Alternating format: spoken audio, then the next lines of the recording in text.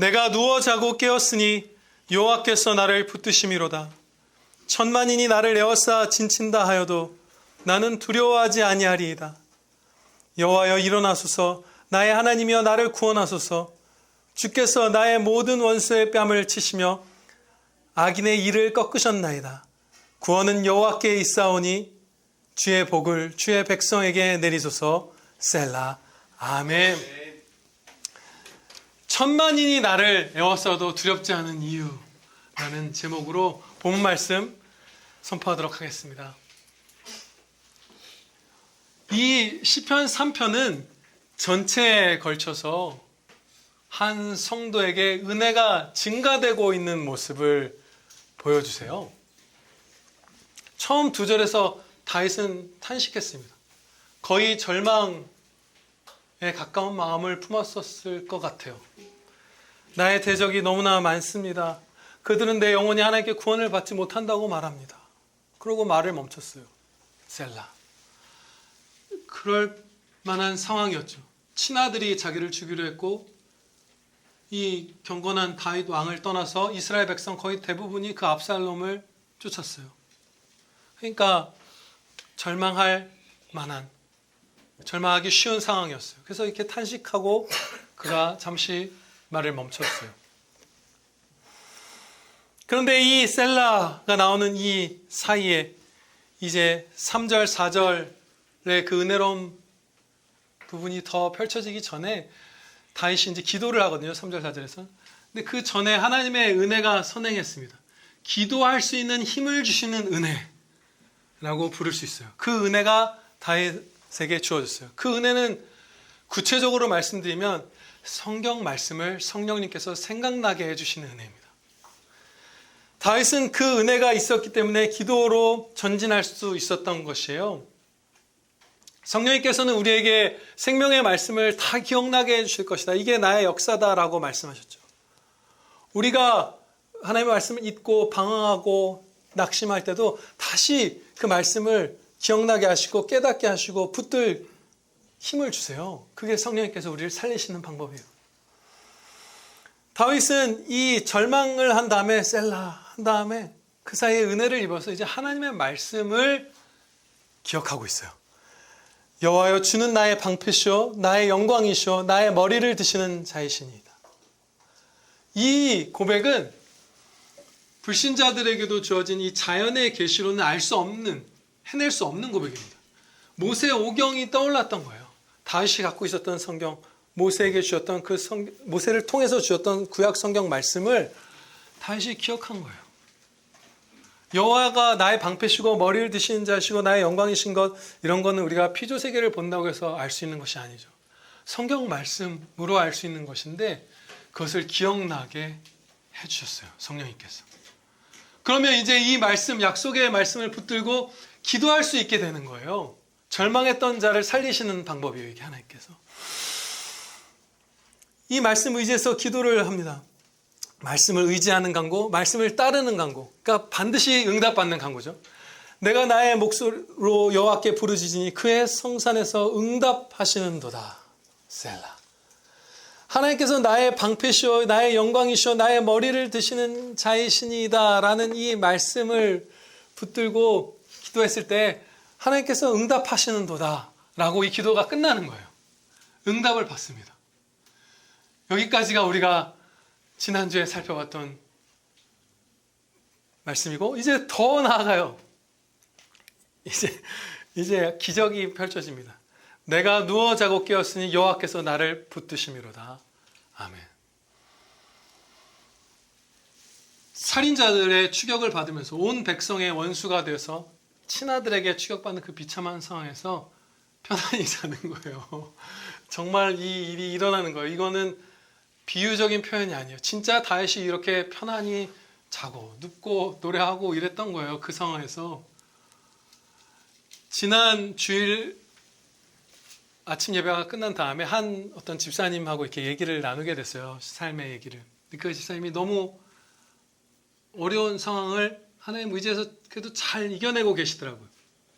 근데 그때 이제 그 집사님이 이제 여러 질문을 하셨거든요. 내가 어떤 하나님의 말씀을 이렇게 이렇게 막 붙들지 않고 이렇게 흘려보내고 있는가 잘 모르겠습니다. 뭐 이런 질문을 주셨어요.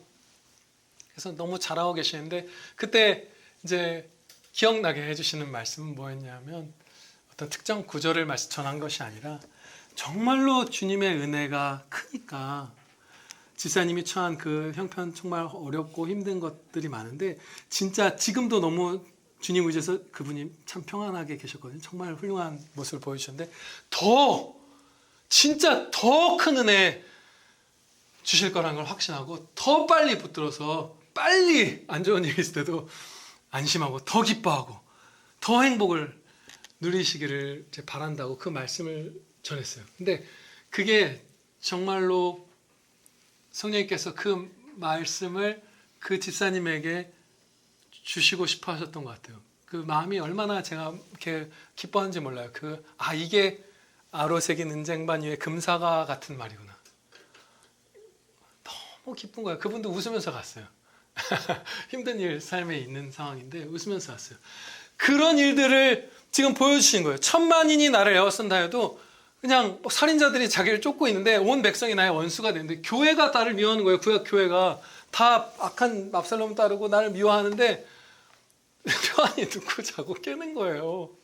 이게 우리가 기대할 수 있는 은혜의 끝도 아니에요. 더 큰 은혜가 있어요. 진짜인 거예요. 그래서 이제 다윗은 내가 누워 자고 깨었으니 이건 실제 체험적인 고백이죠. 여호와께서 나를 붙드심이로다. 그 다음에 이 정도가 끝이 아니구나 해서 진짜 하나님의 말씀을 선포합니다. 이건 체험 못 해본 거예요. 10,000만인이 나를 에워싸 진친다 하여도 나는 두려워하지 아니하리이다. 10,000만인이 둘러싸는 거는 아직 다윗이 못 겪어봤잖아요. 평생 못 겪어봤어요, 다윗이.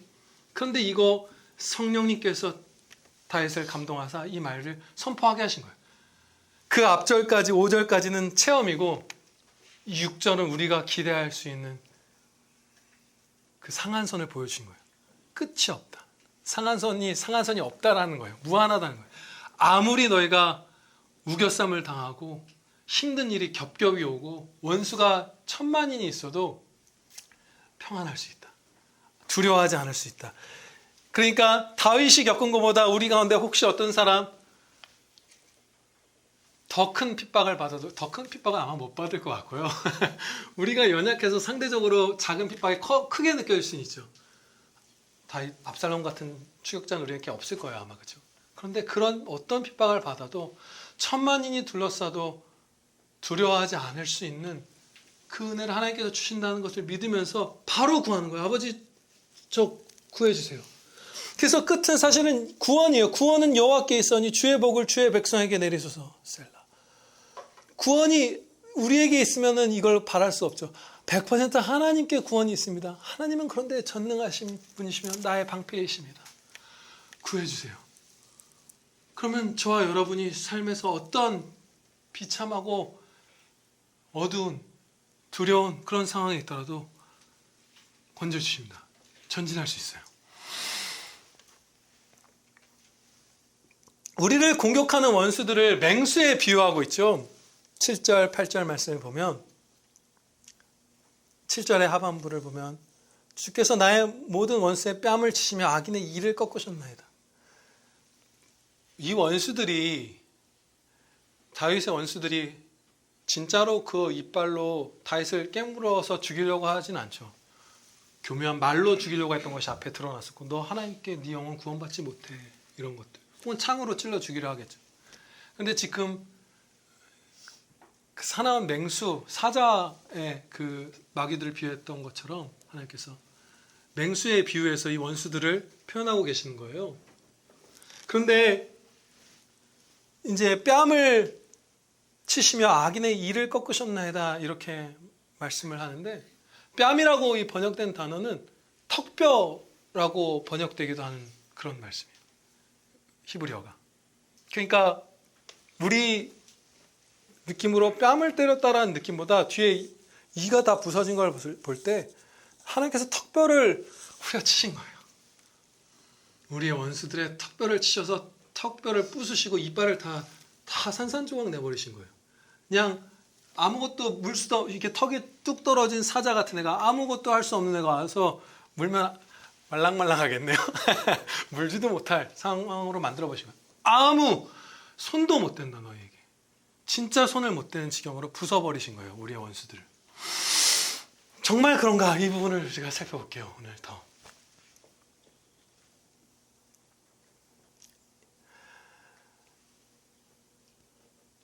이 비유는 실제 상황을 그대로 나타내고 있어요. 정말로 원수가 우리에게 있어서 전적으로 무력해져 버렸거든요. 우리는 원수에게 막 손상을 입는데 구사일생으로 한 80%는 생명을 잃었지만 20% 남아서 겨우 버티는 게 아니라 진짜 이빨이 다 부서지고 턱뼈가 부서져 버렸어요. 우리의 원수들은.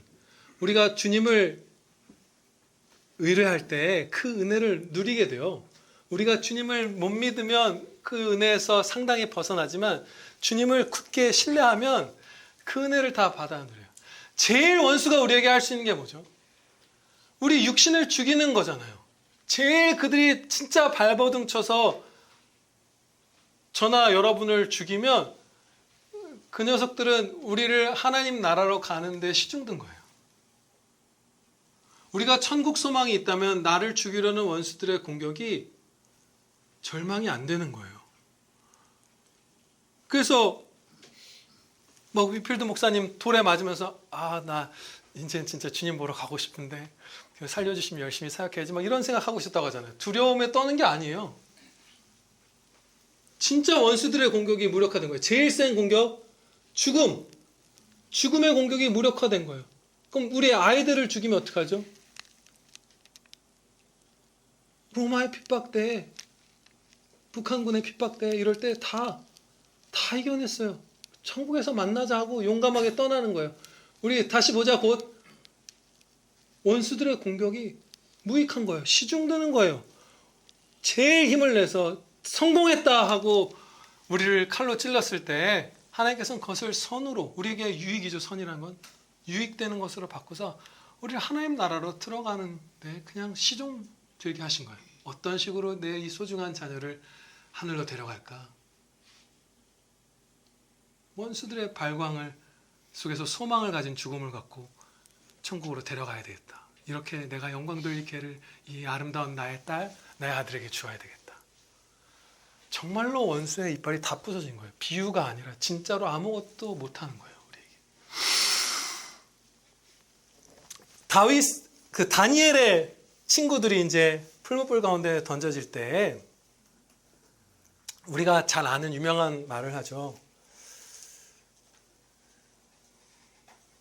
왕이여 우리가 섬기는 하나님이 계시다면 우리를 맹렬히 타는 풀무불 가운데에서 능히 건져내시겠고 왕의 손에서도 건져내시리이다. 그렇게 하지 아니하실지라도 왕이여 우리가 왕의 신들을 섬기지도 아니하고 왕이 세우신 금신상에게 절하지도 아니할 줄을 아옵소서. 그런데 이 말씀은 우리가 어쩌면 오해하고 있을지도 몰라요. 이후에 이분들이 건짐을 받잖아요. 안 죽잖아요. 풀무불에서. 그래서 풀무불에 들어가도 너희가 안 죽고 살려내 줄 것이다 라는 예언을 받은 상태로 이 말을 한 걸로 우리가 착각하기가 쉬워요. 근데 이분들 그런 거 없었어요. 우리랑 그냥 똑같은 상태였어요. 똑같은 말씀 받고 똑같은 은혜 가운데 있었는데 이렇게까지 담대할 수 있는 거예요. 이 말씀을 자세히 보면 반드시 우리 건져주실 거니까 우리 염려하지 않는다라고 하지 않고 건져주실 능력이 있으시다고 선포하는 거예요. 왜 그랬냐면 이 느부갓네살이 이렇게 말했거든요. 즉시 너희를 맹렬히 타는 풀무불 가운데 던져놓을 것이니 능히 너희를 내 손에서 건져낼 신이 누구이겠느냐 이렇게 말했어요. 느부갓네살. 이 느부갓네살도 나중에 예수님 믿습니다. 형제 됐어요. 그런데 아무튼 이분이 아직 회심하기 전에 도대체 어떤 신이 내가 이렇게 강한 왕인데 내가 몇 배나 뜨거운 풀물을 만들어서 너희를 던져낼 건데 건져낼 수 있겠느냐 했을 때 하나님은 능히 건져내실 수 있습니다. 하나님의 능력을 선포한 것이지 예언을 받아서 요번에 분명히 우리를 건져주실 거예요 라고 하면서 용기를 냈던 게 아니에요. 몰랐어요. 죽을지 살지 몰랐던 거예요. 그렇게 하지 아니하실지라도 왕이여 우리는 그거 안 할 거예요. 하나님 우리 안 살려주셔도 우리는 여기서 죽음으로써 순교로서 하나님께 영광 돌릴 거예요. 당신 우리에게 하나도 두려움 일말의 비참함도 안기지 못합니다. 당신의 이빨은 하나님의 맞아서 그 뺨이 다 부서져 버렸어요. 이렇게 말한 거예요. 진짜 아무것도 안 되는 거예요. 우리랑 똑같은 상태, 똑같은 말씀, 똑같은 은혜를 입은 자들이 이렇게까지 용감해질 수 있는 거예요. 천만인이 에워싸도 평안한 데까지. 그리고 감당할 수 있는 시험만을 주신다는 말씀도 주셨잖아요.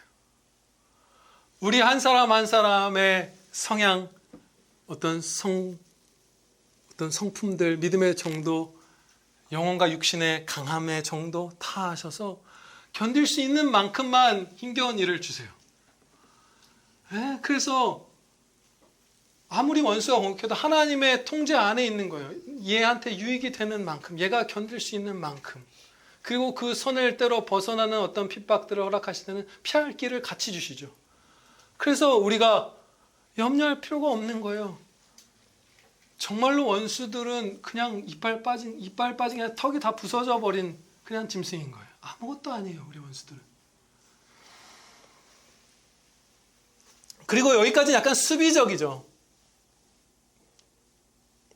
뭐 이렇게 해도 괜찮을 거다, 약간 이런 느낌이잖아요. 근데 이제 공격으로 태세 전환을 하겠습니다. 우리는 이게 원래 맨 마지막에 할 적용이었는데 그냥 같이 이렇게 말씀을 선포할게요. 우리는 군인이잖아요. 이 땅에서 전투하는 교회라고 부르죠. 이 지상교회를.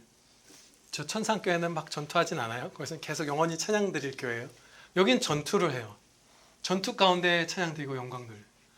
그러면 우리는 군인의 신분으로 이 땅에서 살아가는데 아무리 훈련을 잘 받고 용맹한 군인이어도 실전이 없으면 좀 그래요. 잘 모르겠어요. 이거 말씀을 잘 완전히 정리되지 않은 것 같은데 실전이 있어야 우리가 공을 세운다 이런 위험하고 하나님께 영광 돌릴 수 있어요. 진짜 전투를 치를 기회가 있는 게 찬양 드릴 기회인 거예요. 진짜 막 잘 훈련받은 목사인데 설교할 기회가 한 번도 없다고 생각해 보세요. 정말 열심히 부모님의 본을 받고 막 기도하면서 엄마 될 준비를 해서 이제 막 아기를 낳으면 정말 잘 키울 자매님인데 아기를 못 키워보는 거예요. 그러면 실천할 기회가 없잖아요. 우리가 모든 삶에 이 하나님께 영광 돌리는 이 삶은 뭔가 실전의 기회가 주어져야 그 가능성이 실제가 되잖아요. 그런 마음으로 우리가 고난을 절반쯤에 맞이할 거예요. 당연히 하나님께 건져달라고 기도할 거예요. 고난 자체가 피해갈 수만 있다면 그게 좋죠. 뭐하러 그 고통을 겪겠어요? 하나님께서도 우리가 고통받는 거 절대 기뻐하지 않으세요. 절대 기뻐하지 않으세요. 예수님께서도 우리를 보시면서 가엾어 눈물을 흘리셨잖아요. 그러나 우리에게 필요하고 우리가 사는데 우리가 온전해지는데 유익하고 이런 고난들은 겪게 될 것인데 그것을 수비적으로 그래도 위로가 있겠지라고 하는 정도가 아니라 이것을 통해서 내가 하나님께 영광 돌릴 수 있겠구나 라는 기대감의 마음이 절반 정도를 차지할 수 있는 거예요. 나머지는 이제 막 기도하는 것이죠. 아버지 도와주세요. 그렇지만 그 기대감을 품는 거예요. 연단받을 수 있겠구나. 다윗이 만약에 이렇게 실제적인 위협에 처하지 않았더라면 그가 기록한 시편이 이렇게까지 우리에게 큰 힘이 됐을까요? 쉽지 않았을 거예요. 그렇죠? 정말 찬양은 곧 하나님 사랑, 이웃 사랑이잖아요. 정말 큰 사랑을 실천할 수 있는 기회가 압살롬과 그 악한 이스라엘 백성들을 통해서 열린 거예요. 다윗은 더 큰 상을 이 환난을 통해서 받았어요.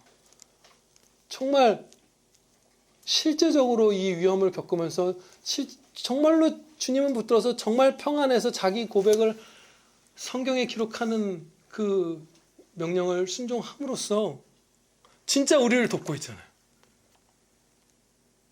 나가노 마사오 형제가 매년 유설 품었는데 85세까지 별다른 일 없다가 그냥 늙어서 아무도 모르게 소천했으면 우리 뭐 됐겠어요? 뭐 은혜 입었겠어요?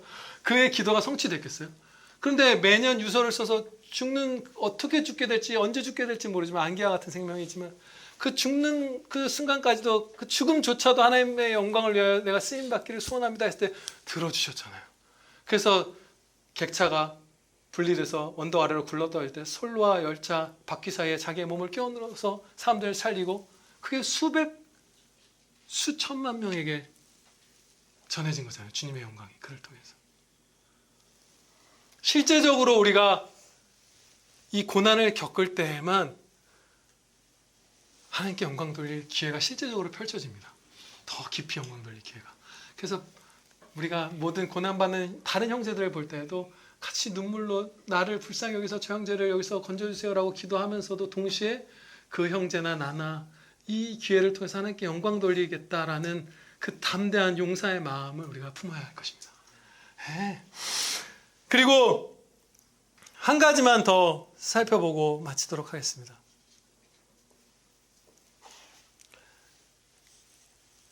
하나님의 진노가 이제 불의한 자들에게 임하고 있고 이 세상에 많은 죄악들이 있죠. 원수들도 막 활동하고 우리가 죄를 짓지 않았다면 그렇게 할 수 없었을 텐데 아무튼 마귀들이 막 활동하죠. 그래서 이 비참한 죄 타락한 피조세계가 허무에 굴복한다. 이렇게 하나님께서 말씀하셨어요. 근데 성도도 그 허무함에 헛됨에 굴복하나요? 하나요. 성도도 분명히 영향을 받아요. 이 헛된 세상 결국 심판받아서 멸망할 거예요. 이 세상은 그냥 사라져버릴 거예요. 멸망이 돼버릴 거예요. 완전히 다른 새하늘과 새 땅을 맞이할 거예요. 그렇지만 그 허무한 이 세상에 우리가 같이 살면서 상처도 때로 있고 신음도 하고 영향을 분명히 받고 그 세상 가운데 살아가지만 결코 허무에 굴복하지 않아요. 우리가 믿음이 성장하면 그것을 분명히 맛봅니다. 예를 들면 이런 거예요. 우리가 다리를 짓는 사람이에요. 정말 열심히 한 5년에 걸쳐서 다리를 막 지었어요. 그런데 하나님의 영광을 위해서 지었어요. 이 다리가 완공되면 거제도에 달이 있나요? 잘 몰라요. 우리 거제도 이웃들이 그 육지로 왔다 갔다 하면서 얼마나 삶이 풍요로워질까. 내가 진짜 튼튼한 다리를 만들어야 되겠다. 설계해야 되겠다. 막 혼신의 힘을 다해서 현장에서 사무실에서 진땀 빼서 다리를 만들었는데 하청업자 몇 명이 돈을 빼돌리고 이러려고 자재를 나쁜 걸 써갖고 다리가 1년 만에 무너져 버렸어요. 그 죄악으로 인해서 이 사람의 한 5년여의 밤샘이 무너져 버렸어요. 그럼 그 사람은, 그 성도는 이 죄악된 세상의 허무함에 굴복해 버린 것일까요? 헛된 삶을 보낸 것일까요? 아니에요.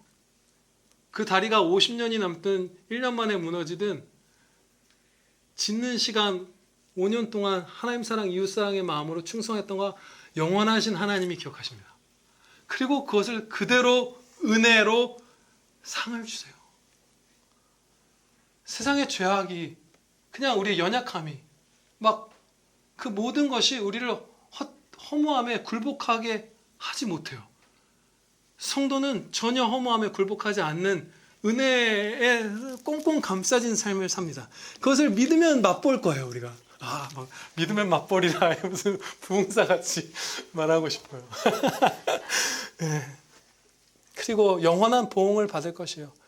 회개하지 않은 우리의 원수들은 그 심판날 하나님께서 정의로운 심판을 내리실 것이고 원래 멸망받았어야 할 우리들은 예수님을 믿는 믿음을 받음으로써 주님께서 대신 이미 죽어주셨기에 그 심판날에 생명으로 부활을 입게 될 것이에요. 그래서 찬양드릴 것입니다. 우리의 원수의 이빨이 진짜로 산산조각 나서 진짜 천만인이 우리를 에워싸도 평안할 수 있다는 사실 풍성히 누리는 주님의 아들, 딸들 되시기를 축원합니다. 기도드리시겠습니다. 아버지 하나님, 실제로 다윗은 천만인이 자신을 에워싼 것까지는 경험하지 못했지만 실제로 천만인이 우리 한 성도를 에워싸도 우리는 평안할 수 있고 정말로 우리의 원수들의 턱뼈를 부수시고 이빨을 다 부러뜨려 버리셨다는 사실을 저희가 배웠사옵나이다. 아버지, 이제 그 어떤 고난, 그 어떤 핍박도 아프지만 우리를 정말로 십자가 사랑으로 사랑하신 하나님께서 우리에게 유익이 되기 때문에 우리의 고통을 그 자체를 하나도 기뻐하시지 않는 우리 아버지시지만 우리를 사랑하심으로 우리를 위하여 또 우리가 하나님께 영광 돌릴 그 성품을 갖고 하나님께 영광 돌릴 기회를 주시기 위하여 우리에게 사랑으로 십자가 사랑으로 베푸시는 고난들 앞에서 우리가 이제 용기 내게 하옵시고 염려치 않고 낭망치 않고 다윗처럼 일어나서 평안히 활동하고 또 누워서 자고 그 소망을 믿음의 후손들에게 전하며 함께 노래하는 복된 아들 딸들 다 되어 평생을 살다 천국 가게 하여 주시옵소서. 예수 그리스도 이름으로 기다리옵나이다. 아멘.